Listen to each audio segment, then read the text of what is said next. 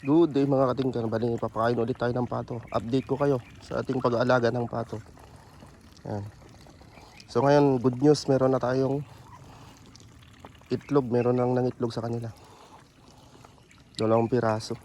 Bali, gawin natin, maglalagay tayo ngayon ng egg 1,000.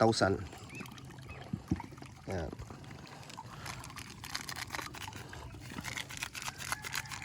Kaya natin itong inumin nila ng egg 1,000. Ang suporta lang sa kanilang pag-iitlog.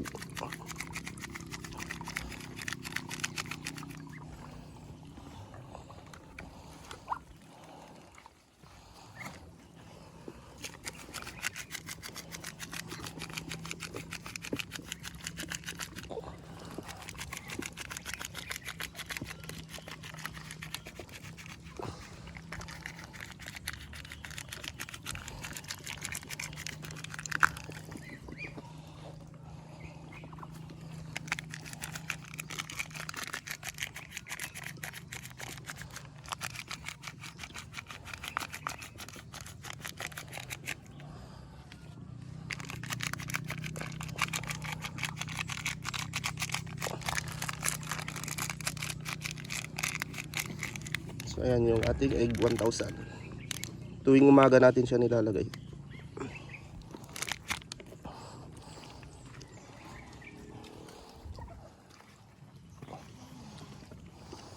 So ayan, nag-uumpisa na sila mangitlog.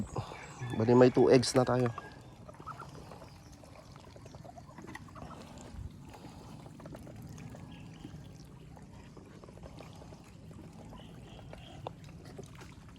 Sa wakas, napaitlog din natin sila.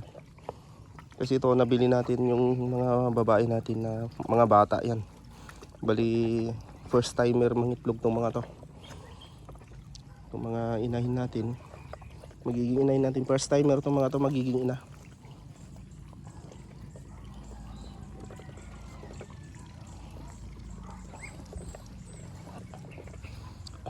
Madre de Aguang.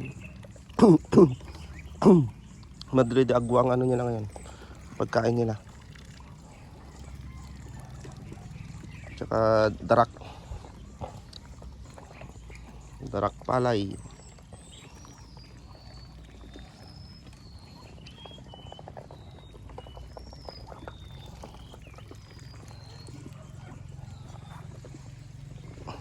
Dali dito yung may nangitlog na dito. So ayan, meron na tayong 2 eggs. So ayan, good news, 2 eggs. Meron na tayong 2 itlog ng ating pato.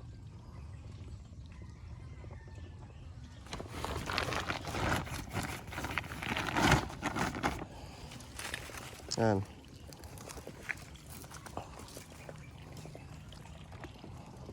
Ayan, umaasa tayo sa next days is mag-uumpisa na rin yung iba, mangitlog. Ayan. Abangan nyo yan, yung pangingitlog nila. Maraming itlog to kung sakali nagsabay-sabay sila.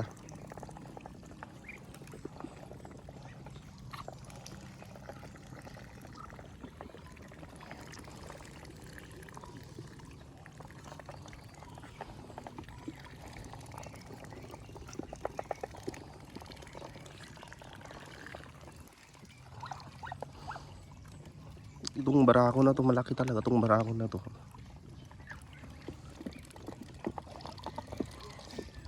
Bata pa yan na nabili natin sa kaloob-looban.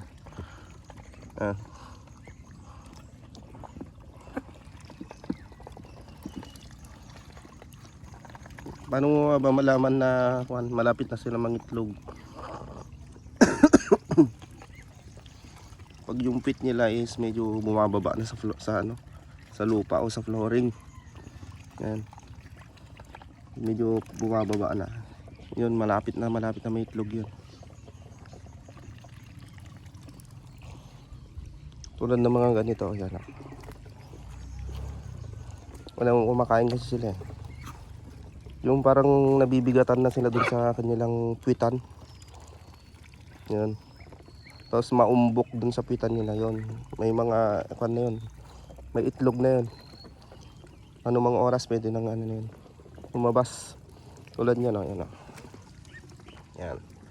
Yung pit niya. Basta yung pit nila medyo nakaumbok na, medyo parang nabibigatan sila.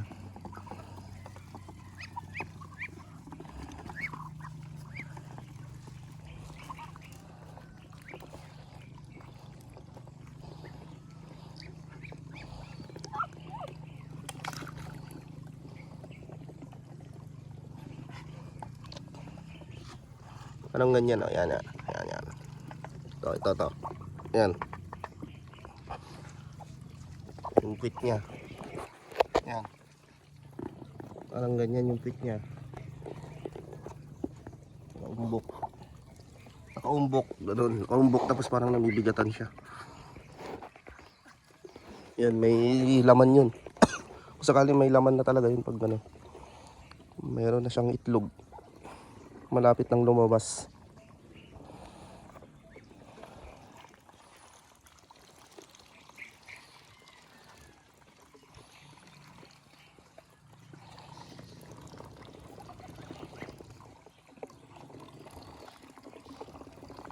Pati rin to, ito. Ganyan din to, isa. Yan. Kaumbok. Yung pit niya. Yan, bumababa na yung pit niya. Yan, mayroon ng ano yan. Mayroon ng laman yun na itlog. Malapit-lapit na yun na ano, mangingitlog.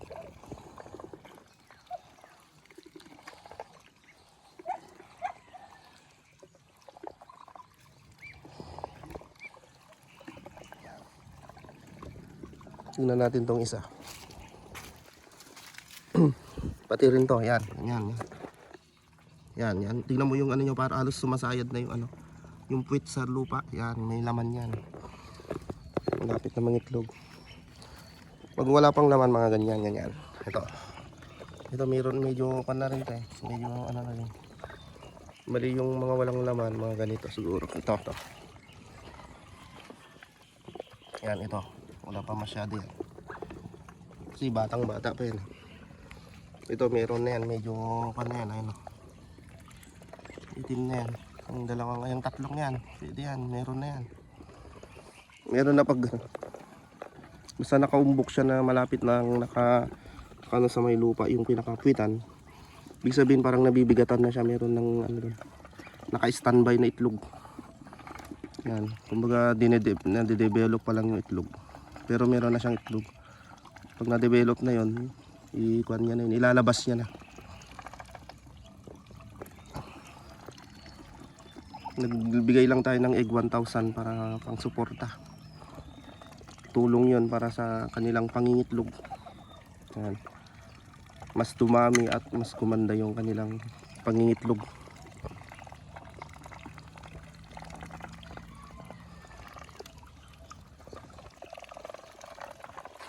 Ito wala to. Yan. Pag ganyan, nakataas. Yan, wala yan. Pero yun, meron. Ito, to. Yan sinasabi ko yun. Halos nakaumbok. Diba? Yan ang meron. May laman na pag gano'n. Paulit-ulit lang tayo. Pero ina-explain lang natin ng mabuti sa mga hindi nakakalam. Kung paano ba malalaman kung malapit na silang mangitlog. O maglabas ng itlog. Yan. Yun yung mga sign. Parang nabibigatan yung pit nila na nakaumbok.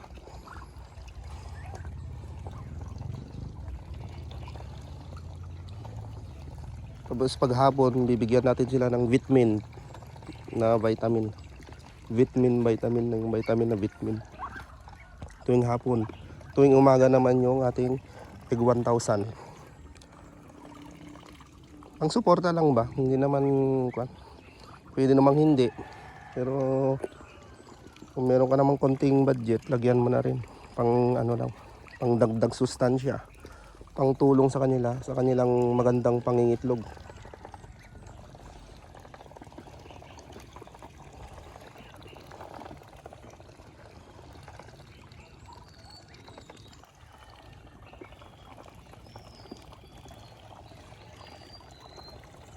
So ayun lang mga katingger. Maraming salamat ulit sa pagsubaybay o sa panonood ng ating video. Sa next ano na naman to, next video natin, update ko na naman ko kayo, i-update ko kayo kung ano yung mga magaganap pa sa ating pag-aalaga ng pato. Ayan. Goal natin gawing marami to, hundreds ang gawin natin. Pag napa 100 na natin to, may balak tayo dito kung paano naman natin siya gagawing, paano tayo kikita. Yan. Basta ang goal muna natin ngayon magparami. So ayun lang, maraming salamat.